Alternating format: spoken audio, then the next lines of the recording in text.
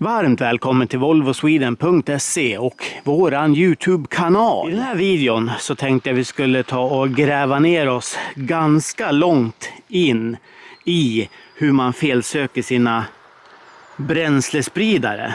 Ja, den här filmen kommer bli riktigt spännande. Jag fick den här idén på den här videon när vi höll på med en fas 2 häromdagen. Jag kastar upp ett litet klipp på hur den här fas 2 ser ut. Den här videon på fas 2 är ju inte riktigt släppt än, så att ni som ser det här får ju då lite spoiler här så att ni ser vad som kommer hända i framtiden. Idag har vi fått upp någonting här på uppfarten här. Det är en Volvo V70 ser ni. Ifrån 2009. Alltså en fas 2. Och den här har massa feltändningar och massa felkoder. Så vi ska knalla in i kupén här, ska vi kika vad det är för felkoder. Och det här är ju som sagt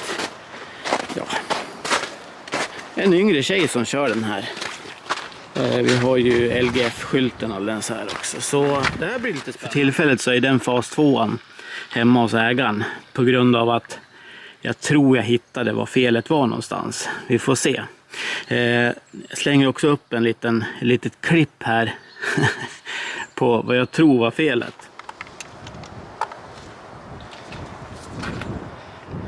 Oj. Ja, det är inte konstigt att den inte tänder på 3:an. Den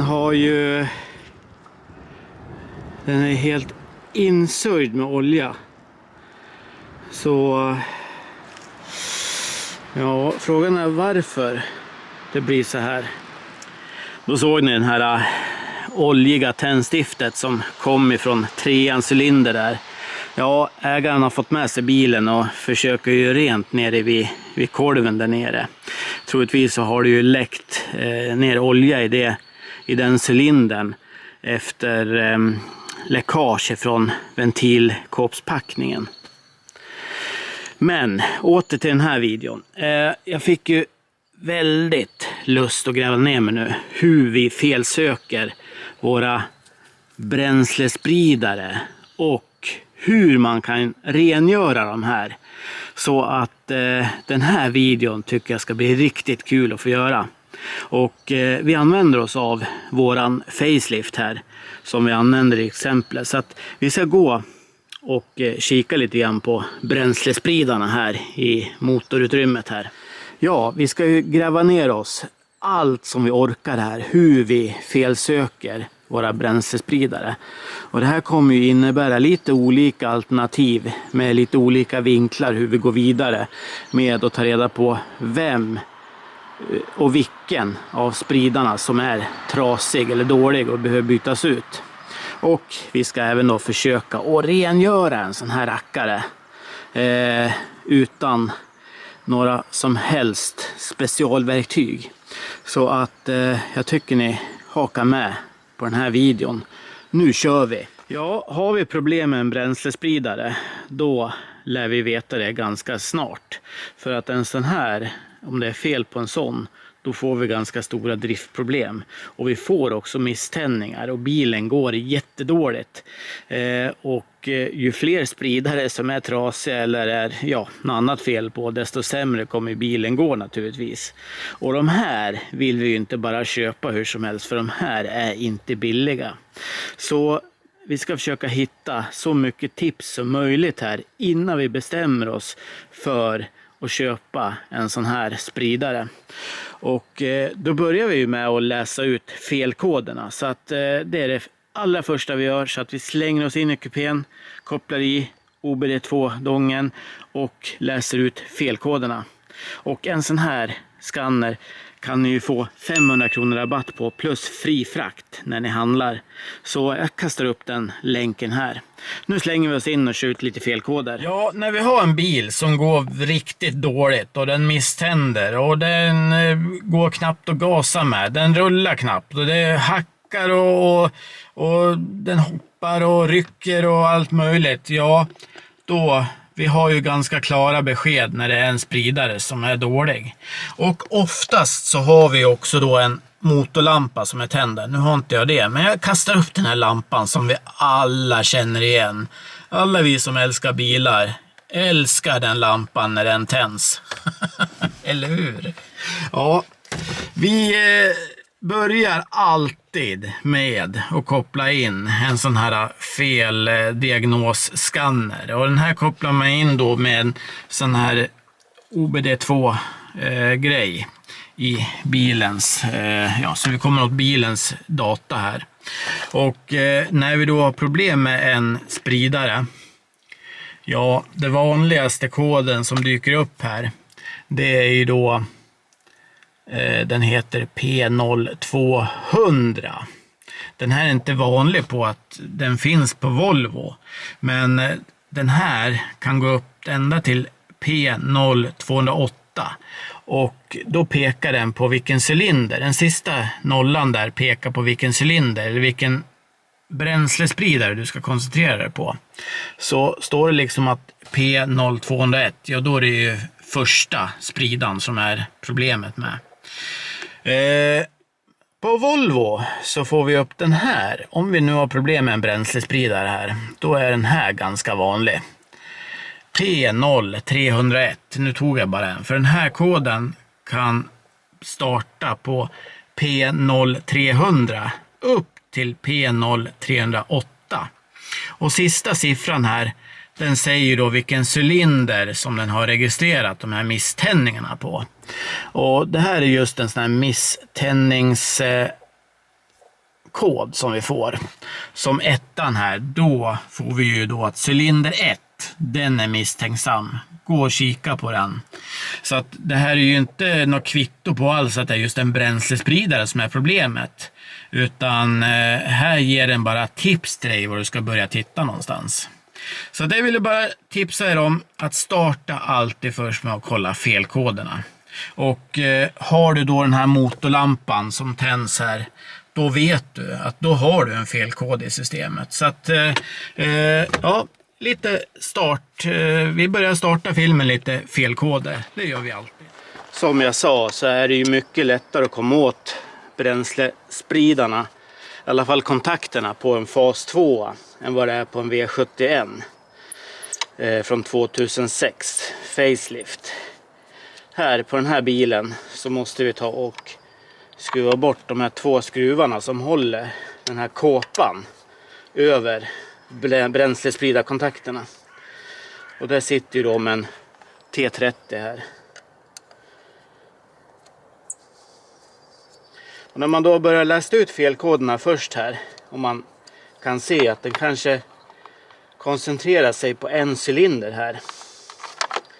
Som vi tar på den här fas 2 som visar felkod P0303. Ja, då är det ju 3 cylinder som registrerar de här felkoderna. Men har vi en P0300, då kan det vara lite olika, att den pendlar mellan 1, 2, 4, 3. Det kan vara lite olika. Så nu ser ni här att nu har vi fått fram bränslespridarkontakterna här. Och det är det första man börjar med om man misstänker bränslespridarna. Då har vi ett riktigt bra test här. Då ska vi börja test nummer 1 här. Och det här första testet, det kommer inte säga någonting om att vi har helt klart en bränslespridare som är trasig.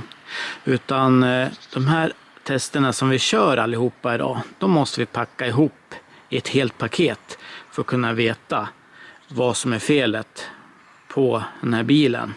Och om vi säger nu att vi har fått en felkod där inne som heter P0302. Då har vi ju alltså 2ans cylinder som är misstänkta här. Och det här testet kommer gå till så här. Jag kommer gå in och starta bilen. Bilen går på tomgång. Samtidigt som bilen går på tomgång kommer jag dra ur kontakten till spridare nummer 2 här. Så. Och då kommer vi förhoppningsvis höra att bilen går ner på varv. Varvtalet blir lägre. Motorn kanske hoppar lite grann. Och då vet vi ju då att då har ju motorn registrerat så att vi har ju faktiskt en kontakt till en spridare som är utdragen här. Spridaren fungerar då inte. Och då vill ju då motorn misstända och den vill gå ner i varv. Och då vet vi ju då att troligtvis är ju den spridaren hel då. Men hör vi ingenting att varvtalet går ner, vi hör inte att det blir några misständningar eller någon ändring i ljud överhuvudtaget, ja då är ju mer siktet inställd på att det är spridaren. Men det är ingenting som är klart än, utan vi kör det här testet får vi se hur det visar. På med kontakten igen så ska vi gå in och starta. Ja, bilen går nu på tomgång och vi föreställer oss att vi har fått en felkod P0302. Det är alltså tvåans cylinder som är misstänksam här. Jag ska dra ur kontakten till spridare nummer 2 här så får vi höra om det blir någon skillnad på varvtalet.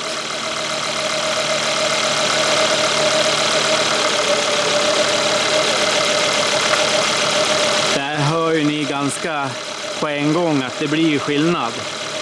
Det märks ju då att spridarkontakten är utdragen. Skulle nu inte motorn visa någon som helst ändring i varvtal eller ljud, ja då är ju siktet mer inställt på att det kan vara spridaren som är felet. Ja, vad säger det här första testet till oss då? Ja, när vi drar ur kontakten så går ju motorn ner i varv. Den misständer och börjar bete sig lite märkligt. Det säger ju mig att då har vi en fungerande spridare. Spridaren får ju spänning. Men det betyder inte att det inte är något fel på spridaren. Så långt har vi inte kommit än i felsökningen. Däremot händer ingenting med tomgången nu när vi drar ut den här. Ja, vi ser ingen skillnad på motorns gång. Att den skakar ju inget mer eller någonting sånt där. Ja, då kan man ju faktiskt ta och tänka sig att då siktar vi in på att då är det ju spridaren som är fel. Men ingenting är bestämt än. Utan vi måste köra de här följande testerna för att kunna veta att exakt att det är spridaren som är trasig. Det här var då test nummer 1. Vi fortsätter då till test nummer 2. Då ska vi fortsätta felsökningen här. Och då gör vi det med att dra ut den här kontakten här till tvåans cylinder här, eller tvåans bränslespridare här. Vi föreställer oss att vi inte får någon ändring på tomgången när vi drar ut den här. Då vill vi fortsätta felsökningen på den här bränslespridaren här. Och hur vet vi då att vi får rätt spänning till den här kontakten? Och hur vet vi att den får rätt signaler överhuvudtaget ifrån ECM eller PCM? Ja, det är det vi ska köra nästa steg här då. Och vi tar fram en sån här liten LED-lampa. Det är viktigt här att vi bara använder oss av LED-lampor. Det finns speciella såna här lampor att köpa för en 300 kronor ungefär. Node Test Lightning heter de nog eller någonting sånt där. Node Test Lights eller någonting sånt där. Men vi kan också använda oss av en vanlig enkel liten LED-lampa. Och den här ska vi koppla i den här kontakten här. Och då kopplar vi in den här lilla LED-lampan i den här kontakten här. Så då kör vi den på plus och den på minus här.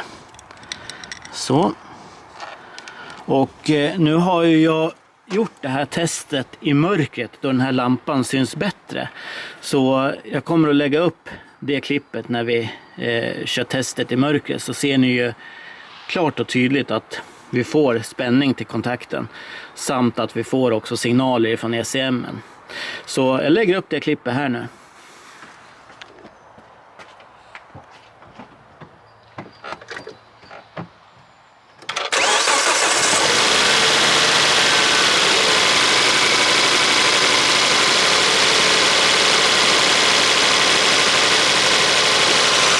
Då kanske ni ser här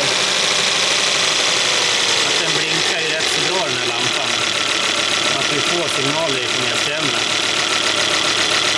Jag kastar också upp ett tipp när vi ser hur den blinkar i mörkret här. Det kanske blir lite lättare att titta på också.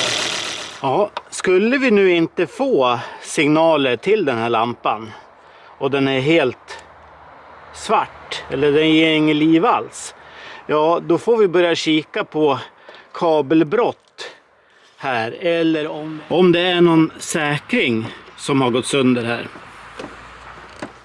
Ja, vi kan ju köra ett test till här så att vi vet om vi får spänning och signaler ifrån ECM. Och då gör vi så att vi tar fram en vanlig mejsel bara. Och med spetsen på mejseln här så kan vi hålla den mot spridaren så här. Och sen lyssnar vi här på ovansidan här utav mejseln när bilen är igång så att säga. Men om vi gör, då hör vi ganska tydligt om spridaren fungerar. För då börjar den klicka så här. Och det hör man jättebra med en sån här. Vi ska köra testet nu får ni se. Ja,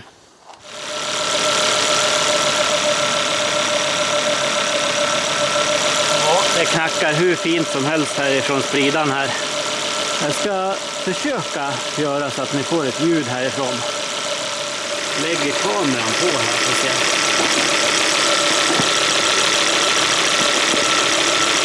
Hör ni någonting? Ja, osäkert. Men det kommer ni göra om ni lägger örat på toppen av mejseln här. Så hör ni att det klickar ifrån spridaren. Ett annat sätt vi kan felsöka våra bränslespridare på är ju med en sån här, en multimeter. Och då ska vi ta och ommäta våra bränslespridare här. Oftast så vet man ju inte vad värdet ska vara på sin bränslespridare här. Det kan finnas information på tillverkarens sida eller på den shop som man har handlat bränslespridarna ifrån. Men som i vårt fall så vet vi inte alls vad värdet egentligen ska vara.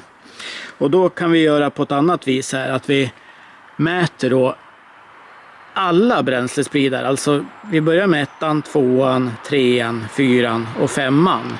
Och blir då samma värde på alla bränslespridare, ja då lutar det åt att vi inte har några fel på dem.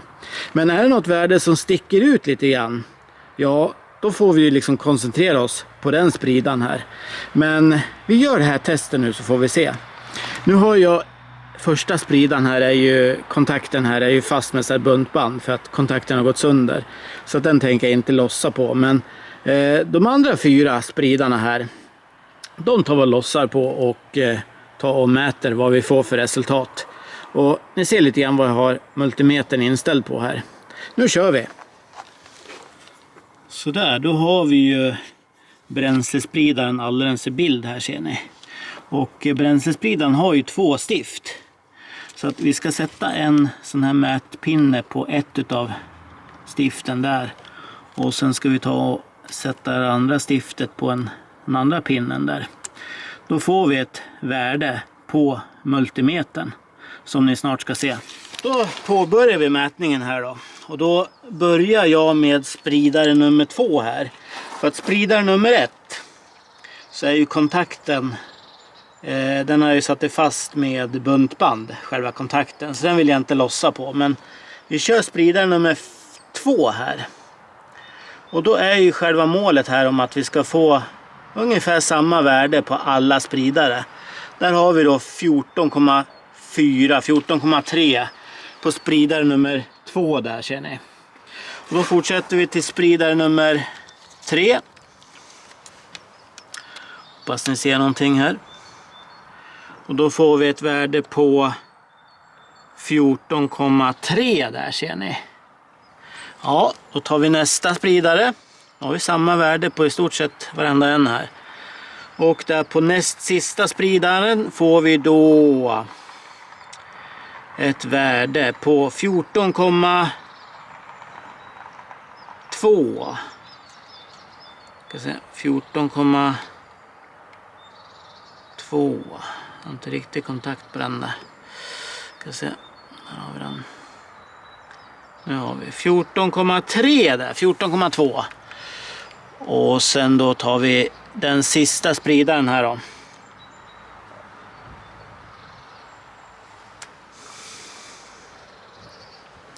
Och då får vi ett värde som ligger på 14,3, 14,2. Så att värdena på den här mätningen ska ju då vara i stort sett samma här.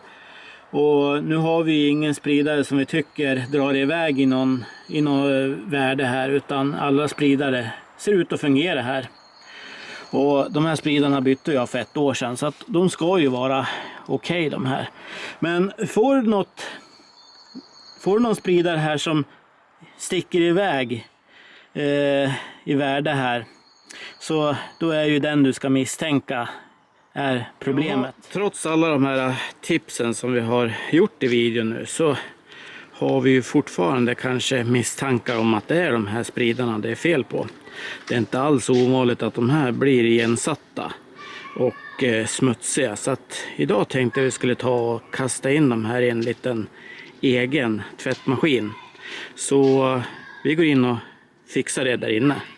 Så får vi se vad vi kan hitta på för sätt att rengöra de här på.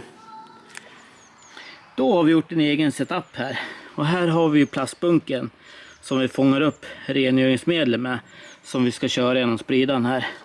Och vi kör ju då vanlig bromsrengöring här. Det finns hur mycket tips som helst på nätet. Från lacknafta, aceton, avfettning. Hur mycket som helst. Så att här kanske du kan tipsa om vad du tycker man ska använda. Men jag har fått tips att använda bromsrengöring. Så då kör vi det. Här har vi då spridaren då. Och den har vi då kopplat med en kontakt här. Och sen har vi då kopplat in lite slangar på spridaren här. Och den har vi satt fast då med krympslang och lite så här slangklämmor. Sen har vi gjort den här setupen lite mindre, men lite mindre sån här slang här. Som vi också har kopplat ihop med krympslang och lite tejp här ser ni. Och sen här i slutet då så har vi anslutningen till bromsrengöringen här. Och det här kan vi också då, när vi väl ska spraya det här, så då håller vi en liten sån här över så att vi inte sprayar ögonen. Så vi inte får någonting på oss. Sen ser ni då att vi har ju kontakten här, en plus, en minus. Och då har vi då anslutit minuspolen här har vi. Och sen då så har vi då pluspolen här. Som vi då kommer få hjälp av hustrun här. Och bara dutta lite grann så här. Och jag ska lägga upp ett ljud så ni hör att spridaren klickar liksom när man kopplar den här.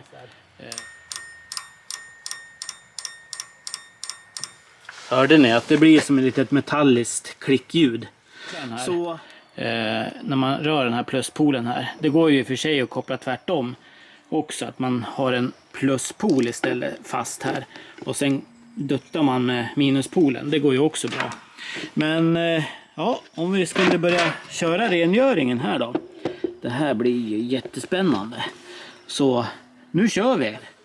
Så ja, kör igång. Kolla vad snyggt det blir. Ja, det funkar riktigt bra det här.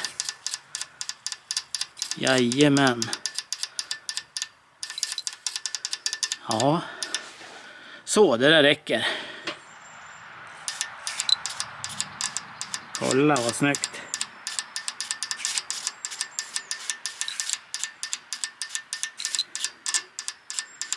Så där. Det blir bra det där. Så, vi är jättenöjda med det här. Då kör vi nästa spridare då. Vi har ju bara 4 spridare kvar här att rengöra. Men det här funkar ju riktigt bra det här. Hoppas ni gillar videon och ge oss en tumme upp så blir vi ju jätteglada. Glöm heller inte att prenumerera på kanalen, för jag har redan en ny video på gång här som ni vet. Och så tycker jag att vi syns i nästa video. Tack för mig. Hej på er!